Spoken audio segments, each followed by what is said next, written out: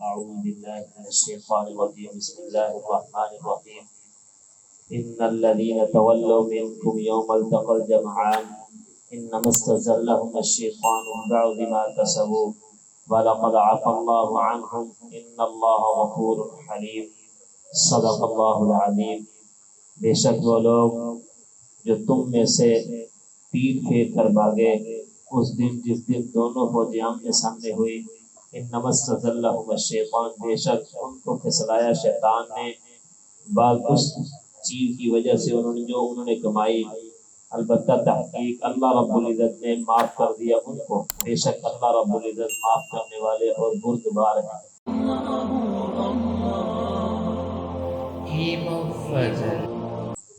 یہ سورہ آل عمران کی 155 نمبر آیت تلاوت ہوئی ہے۔ غزوہ احد کا تذکرہ چل رہا ہے کہ جب جو ہے مسلمانوں سے تھوڑی سی غلطی ہوئی، آپ صلی اللہ علیہ وسلم کے حکم کی نافرمانی تھوڑی سی ہوئی، تو ظاہراً اگر دیکھا جائے تو انہوں نے اجتہاد کیا تھا کہ حضور صلی اللہ علیہ وسلم کا مطلب یہ تھا کہ جب فتح ہو جائے اپنی جگہ چھوڑ دیں، تو یہ تھوڑی سی لغزش کی وجہ سے اللہ رب العزت نے مسلمانوں کو نقصان پہنچایا، تاکہ ایک تو وجہ یہ بیان کی تاکہ مسلمانوں کا پتہ چل جائے کہ کون مخلص ہے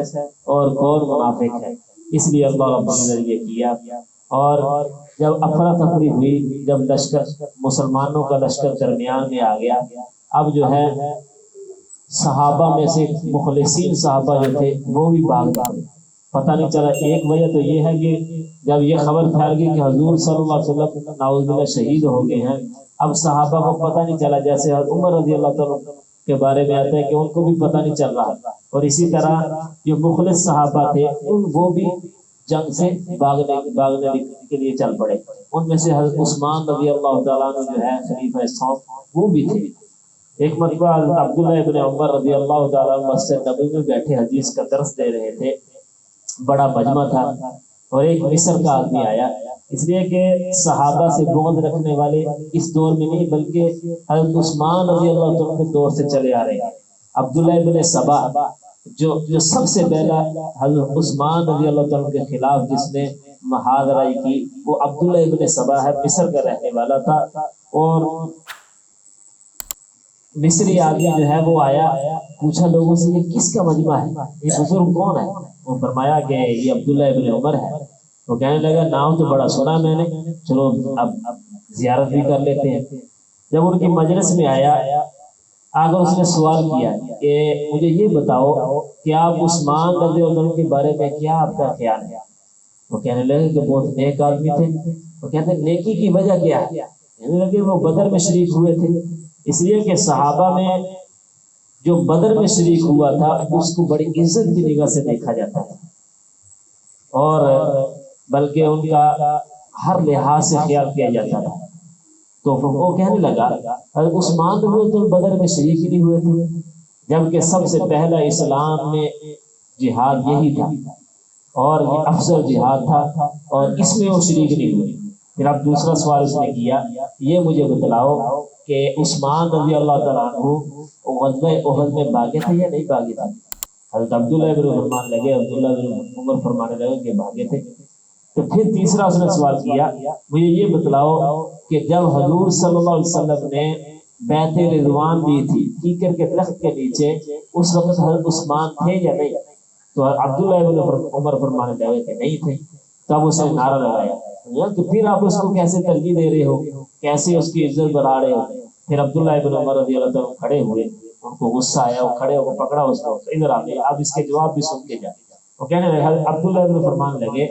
کہ غزوہ بدر کی بات کی تو نے کہ حضرت عثمان رضی اللہ عنہ غزوہ بدر میں شریک نہیں ہوئے،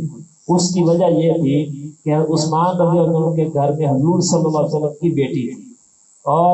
حضور صلی اللہ علیہ وسلم کی بیٹی بیمار تھی۔ حضرت عثمان رضی اللہ تعالیٰ عنہ ضرورت کا سامان دے کر اور تھیلے میں کھجورے ڈال کر حضور صلی اللہ علیہ وسلم کے پاس آئے، کہنے لگے یا رسول اللہ میں بدر میں شریک ہونا چاہتا ہوں۔ تو حضور صلی اللہ علیہ وسلم نے فرمایا کہ آپ کی بیوی بیمار ہے، آپ گھر میں چلے جائیں اور اس کی دیکھ بھال کریں۔ حضرت عثمان رضی اللہ فرمانے لگے کہ یا رسول اللہ میں نے محلے کی عورتوں کے ذمہ لگا دیا ہے کہ وہ ان کا خیال رکھیں گی، حضور صلی اللہ علیہ وسلم نے فرمایا کہ نہیں، دن میں ہو تو خیال رکھ سکتی ہیں، رات میں کون خیال رکھے گا؟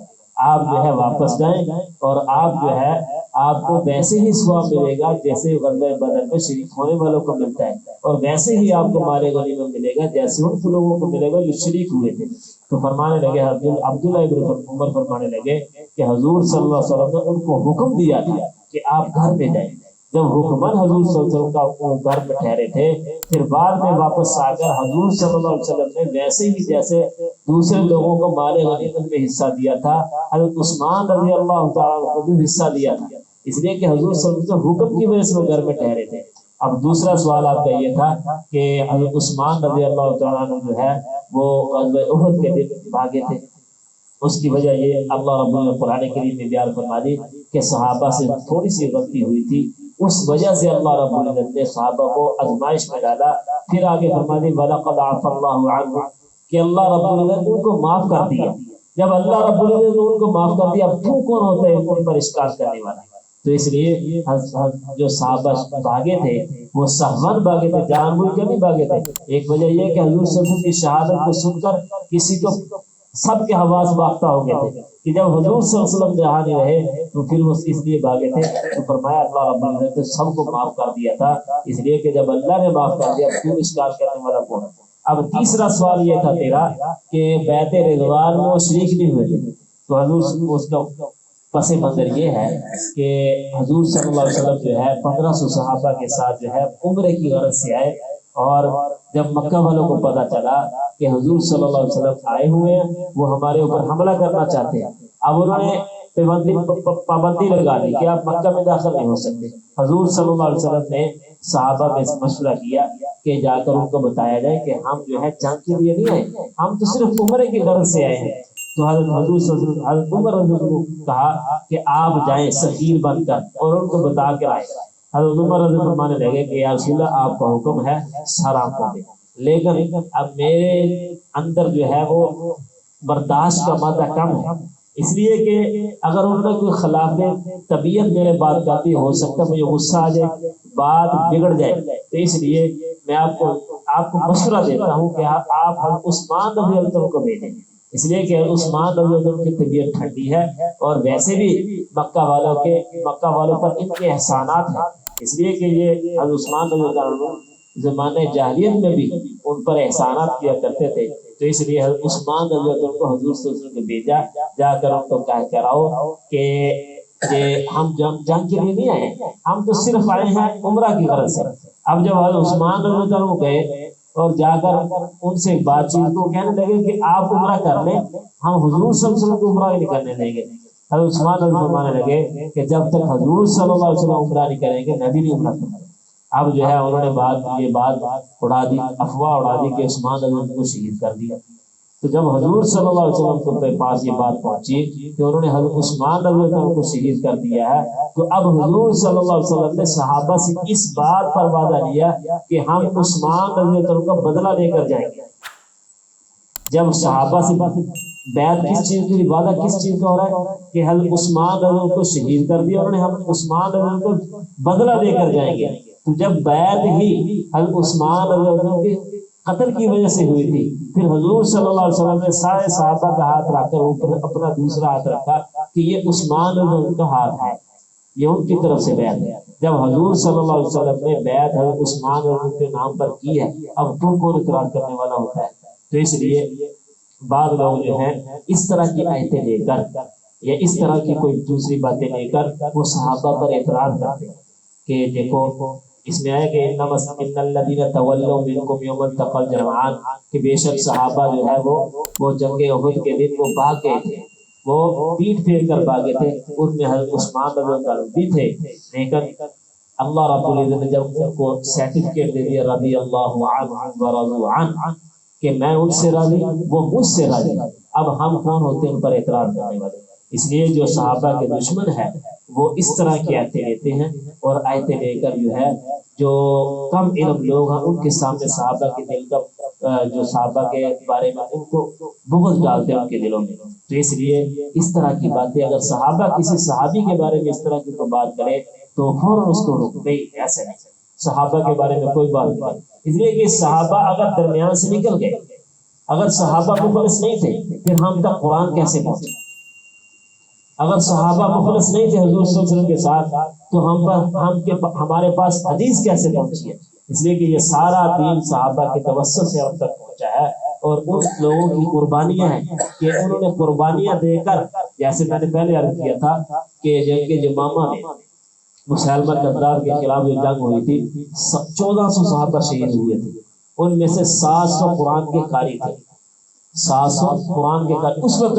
صحابہ کے دل میں اللہ رب نے یہ بات ڈالی کہ اگر یہ اسی طرح قرآن کے قاری شہید ہوتے رہے تو اگلی نسل تک قرآن نہیں پہنچے گا، تو اللہ رب العالمین کے دل میں ڈال کر یہ قرآن کا جو نسخہ ہمارے سامنے ہے یہ ان کی محنت کی وجہ سے ہم تک پہنچا ہے۔ اگر ہم صحابہ کے اوپر اس طرح کی لان تان کریں گے تو ہمارا ایمان جو ہے وہ جاتا رہے گا۔ اس لیے اللہ رب العالمین سے دعا کیا کرو اللہ رب ہمارے دل میں صحابہ کا خوب محبت ڈالے، اور جتنی ہم صحابہ سے محبت کریں گے اتنی حضور صلی اللہ علیہ وسلم سے محبت کی علامت ہے۔ آپ جتنی اللہ حضور صلی اللہ علیہ وسلم سے محبت کریں گے اللہ رب العالمین کی محبت اتنی ہمارے دل میں آئے گی، اور اللہ رب العالمین کی اللہ رب العالمین کی محبت جب ہمارے دل میں آئے گی جو ہمارے دنیا میں آنے کا مقصد وہ حاصل ہوگا۔ اس لیے صحابہ کی محبت حضور صلی اللہ علیہ وسلم کی محبت ہے، اور حضور صلی اللہ علیہ وسلم کی محبت وہ اللہ کی محبت ہے۔ تو اس لیے اس طرح کی آیتیں جو بات، اس لیے کہ قرآن کریم میں اللہ نے خود بیان فرمایا کہ آیات 3 قسم کی ہیں، قرآن کی آیتیں جتنی بھی ہیں 3 قسم کی ہیں، ان میں سے ایک آیت وہ ہے جو ترجمہ اور مفہوم سنتے ہی سمجھ میں آ جاتا ہے، اور دوسری آیت وہ ہے کہ جس کا جو ہے ترجمہ ہمیں سمجھ لگ جاتا ہے لیکن اس کا مفہوم سمجھنے کے لیے ہمیں صحابہ کی طرف یا حضور صلی اللہ علیہ وسلم کی طرف جانا پڑتا ہے، اور تیسری آیت وہ ہے نہ ان کا معنی مطلب پتہ چلتا ہے اور نہ اس کا مفہوم پتہ چلتا ہے، سوائے اللہ اور اللہ کے رسول کے اور کوئی نہیں جانتا ہے، جیسے الف لام میم ہے، یہ بھی ایک آیت ہے قرآن، اور اس کا کسی کو مطلب معلوم نہیں، جتنا مرضی مفسر ہو، جتنا بڑا مرضی مفسر ہو، جتنا مرضی بڑا محدث ہو، وہ آخر میں یہی کرے گا الف لام میم اللہ اعلم بمراد ذلک، اس کی مراد اللہ ہی جانتے ہیں۔ تو اس لیے جو متشابہات ہیں ان کی جو ہے وہ مراد جو صحابہ سے یا حضور صلی اللہ علیہ وسلم کی طرف ہمیں جانا پڑے گا، اور جو اس طرح کی آیتیں جو لے کر جو ہے وہ اعتراضات کرتے ہیں ہمارے بڑوں پر یا حضور صلی اللہ علیہ وسلم کے صحابہ پر، تو اس لیے وہ ایمان سے اصل میں ہاتھ دھو بیٹھتے ہیں۔ تو اس لیے اگر صحابہ کے بارے میں کوئی اس طرح کی بات کرے اس کو پھول کے بھائی بس صحابہ ہمارے ایمان کا حصہ ہے، اگر صحابہ کی محبت ہے ہمارا ایمان ہے، اگر صحابہ کی دل کے اندر بغض آ گیا یا تھوڑی سی محال بھی کسی صحابی کے بارے میں بھی آ گیا سمجھ لو ہم ایمان سے فارغ ہو گئے۔ اللہ رب ہم سب کی حفاظت فرمائے، اللہ رب ہمیں ایمان کا